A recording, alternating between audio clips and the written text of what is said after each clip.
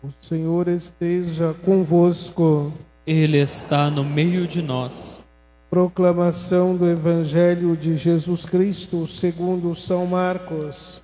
Glória a vós, Senhor. Naquele tempo, um leproso chegou perto de Jesus e de joelhos pediu: Se queres, tens o poder de curar-me. Jesus, cheio de compaixão, estendeu a mão, tocou nele e disse: Eu quero, fica curado. No mesmo instante, a lepra desapareceu e ele ficou curado. Então Jesus o mandou logo embora, falando com firmeza: Não contes nada disso a ninguém.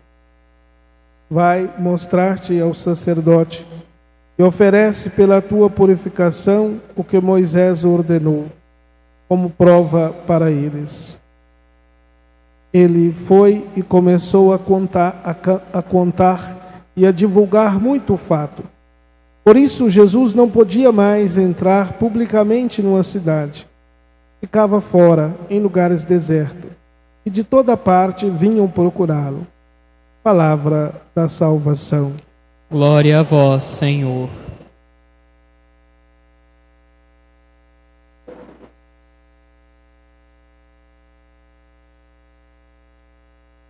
Queridos irmãos e irmãs, aqui presente, aqueles que rezam conosco, o sexto domingo do tempo comum, o ano B, que nós estamos em sequência, na liturgia, iremos interromper na próxima quarta-feira para celebrarmos a quarta-feira de cinzas e o tempo da quaresma, da Páscoa, depois a gente retorna. Nós somos, então, no itinerário de conhecer Jesus Cristo, a meditar, contemplar Jesus por meio do Evangelho de São Marcos, que tem exatamente o objetivo de mostrar quem é Jesus. Os últimos, nós estamos ainda no capítulo 1 do seu Evangelho, mas os dois últimos domingos, nós temos já o início da vida pública de Jesus no Evangelho de Marcos.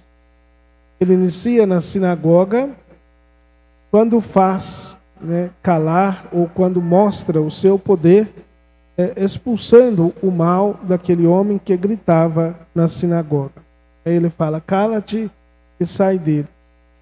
Ali nós vimos que não tem um diálogo de Jesus com a pessoa, mas uma ordem, um imperativo de deixar ele e sair. Liberta aquele homem. Domingo passado, Jesus vai à casa de Simão e cura a sogra, toma pela mão, segura, e ela então, a febre desapareceu e ela então começa a servi-los. Então, já um contato de Jesus, segurou, tocou a mão, ajudou a levantar. E hoje o texto já mostra um diálogo, uma súplica, uma profissão de fé. Se queres, tens poder de curar-me. Sabemos que a lepra naquele tempo, e até bem pouco tempo, é uma doença que causava uma exclusão automática, tanto do doente quanto dos outros, daqueles que estavam sadios. Você estava sadio, não podia tocar, não podia encostar, porque contaminava, pegava a doença. Nós tivemos um pouco essa experiência agora quando foi a pandemia, uma situação estranha que nós não sabíamos, não tínhamos vivido, mas fomos, de certa forma, surpreendidos, e realmente a coisa ia lastrando mesmo, e um dos modos era você não ter ali o contato, e aquele que estava doente se isolar e ter o cuidado para não contaminar os demais familiares, e assim foi. Todos nós sabemos. Então, no tempo de Jesus era mais ou menos isso. Então essa doença era causava uma exclusão, né? O doente tinha que parar à distância e dizer que era, né, leproso. Aqui nós temos a quebra da regra ou da norma, tanto da parte do homem quanto da parte de Jesus. Ele vai e de joelhos ele suplica, né? Ele diz: se queres, tens o poder de me curar, de curar-me. Jesus, então, cheio de compaixão, veja que é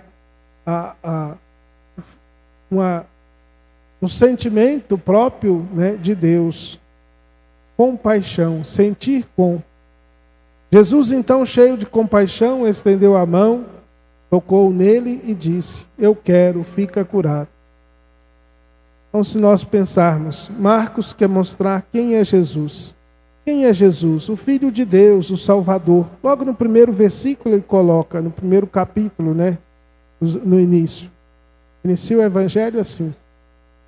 Início do Evangelho de Jesus Cristo, Filho de Deus, conforme está escrito no profeta Isaías. Então, quem é Jesus? Jesus é aquele que vence o mal, Jesus é aquele que cura, e a transformação a mulher passa a seguir. Jesus é aquele que tem um diálogo de salvação. Jesus é aquele que vence barreiras para estar com e para que aquele possa estar com Jesus. Ele ordena que fique em silêncio, mas ele vai contando, né? Isso aqui vai depois perpassar ao longo do Evangelho de São Marcos, que é chamado também, né, o segredo messiânico. Então, esse encontro, eu quero, fica curado.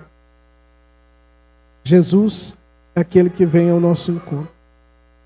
Na figura desse leproso, podemos também nos colocarmos, não com uma doença física, mas com o nosso aproximar-se de Jesus. E dizer para Ele que Ele possa nos curar, nos preencher, nos iluminar. Ele tem o poder para isso. E assim, nós podemos também sentir que Ele toca cada um de nós, nosso coração, a nossa vida, e diz que quer que nós estejamos com Ele. Somos curados, possamos segui-lo, possamos também proclamá-lo. Então, na figura deste encontro, podemos celebrar também o encontro de cada um de nós com Jesus.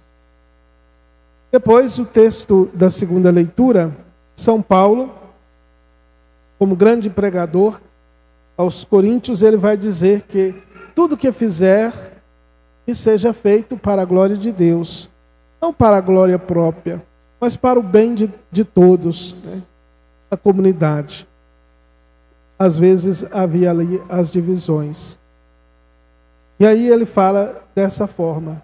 Fala também para que não escandalize, né, as ações, não sejam ações que vá escandalizar o outro, a comunidade, né? Então, ter uma retidão, né, de pensamento, de ações, como comunidade é importante. Como membros da comunidade, é importante que nós tenhamos essa retidão. A oração diz, né, os corações retos e sinceros. Por último, São Paulo diz, olha, sede meus imitadores como eu o sou de Cristo. Veja o quanto é sucinto, objetivo, mas ao mesmo tempo profundo. Esse é o sentido que nós veneramos e olhamos para a vida dos santos. Eles imitaram o Cristo, viveram o Evangelho. E por isso que nós também temos um estímulo, uma força, um incentivo para que nós também possamos imitar as virtudes deles. Mas não são virtudes só humanas, são virtudes inspiradas e vindas como dom de Deus. Sede imitadores, sede meus imitadores, como eu sou de Cristo. Que nós possamos todos, como comunidade, imitar o Cristo. que tem compaixão, o Cristo que cura, o Cristo que vem ao encontro, o Cristo que é Salvador. Jesus Cristo. Louvado seja nosso Senhor Jesus Cristo. Para sempre seja louvado. Creio em Deus